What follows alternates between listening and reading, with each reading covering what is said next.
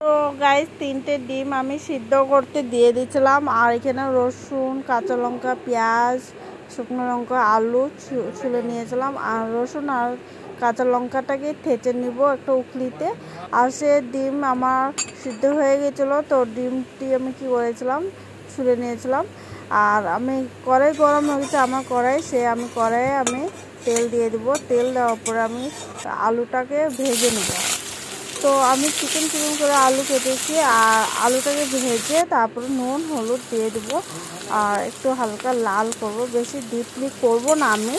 তো আপনারা পারলে একটু ডিপলি ফ্রাই করতে পারো, না তো হালকা ফ্রাই করে নামিয়ে দিতে পারো। আমি হালকা ফ্রাই করেছি।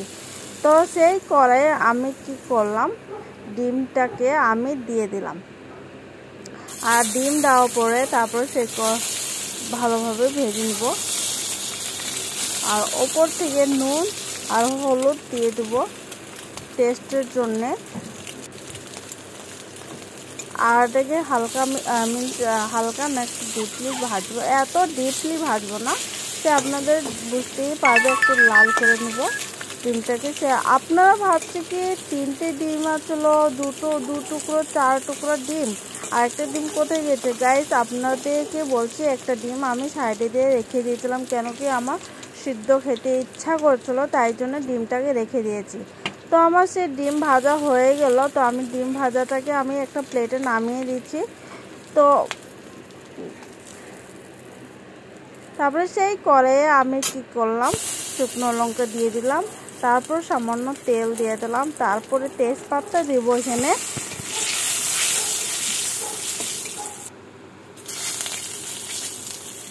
তেজপাতা দিলাম, দেওয়ার পরে তারপরে কটা পেঁয়াজ দিয়ে দেবো কুচি করে। তারপরে এটাকে আমি হালকা ফ্রাই করে নেব, ভালোভাবে ফ্রাই করে নেব।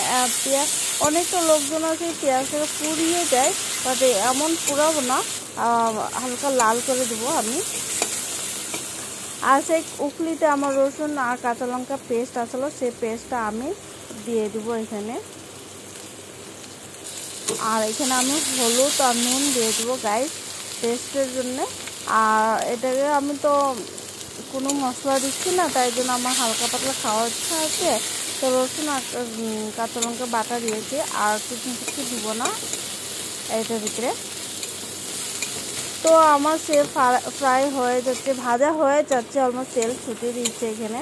তো আমি ঢাকা দিলাম না। আর এই কড়াইয়ের যে জলটা উখলিতে সাইডে জল দিয়ে আর আমি দিয়ে ওটাকে দিয়ে দিচ্ছি জল, আবার আধা গ্লাসের মতন জল আমি এখানে দিয়ে দিলাম। তারপর আমি এটাকে ঢাকা দিয়ে দিব এখানে। আমি ভালোভাবে জলটা উতলে গেলে তারপর সব কিছু দেবো। তো welcome to my channel Swapna world official. So guys, আপনাদের ভিডিওটা ভালো লাগলে অবশ্যই লাইক শেয়ার কমেন্ট সেকশনে বলবে, আর প্লিজ সাপোর্টও থাকবে। আর সাবস্ক্রাইব কেউ করছো না, প্লিজ আমার সাপোর্ট করো। আর ভালো লাগবে, আমারও ভালো লাগবে। আপনারা ভালো থাকো, সুস্থ থাকো, সব কিছু। আর আমি এখানে ঝোলে মিনস অলমোস্ট জলটা উতলে গেছে, তাই জন্য আমি আলু দিয়ে দিলাম এখানে। দেওয়ার পরে আমি অল্প 2 মিনিটের জন্য ঢাকা দিয়ে দেবো।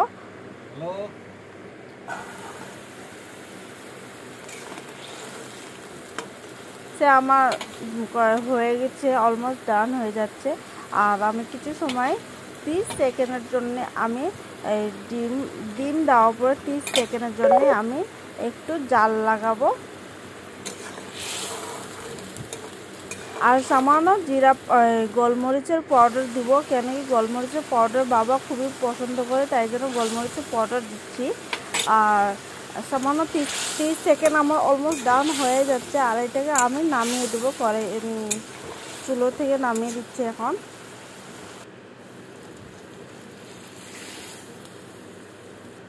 তো গাইস, আপনাদের ভিডিওটা দেখবে, পুরোটা দেখবে, স্কিপ একদমই করবেন না।